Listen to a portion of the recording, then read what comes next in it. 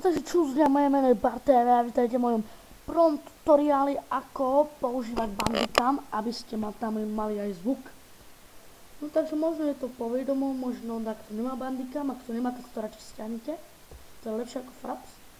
No, vždy keď si stiahnete Bandicam a robíte už hry, začnete takto mať nahrať. A keď chcete presne, bude tu takáto kocka.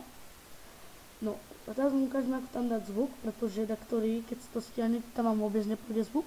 OK. Vodíte na video, dáte nastavenie. A tu máte takéto dve, ale dajte si prvé, že... No, tu máte akože 3.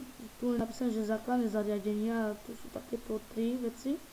Keď si dáte do úplne posledné, že Microphone High Definition Audio Davis.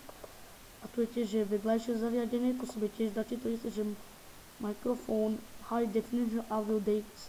A dáte OK. A ešte keby ste chceli aj myšku, tam chcete, nie je to jedno.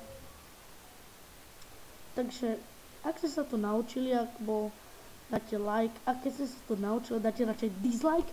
A keď ste sa úplne naučili a máte veľmi veľa odberov alebo lajkov, dajte prosím vás odber, ja sa s vami lúčim.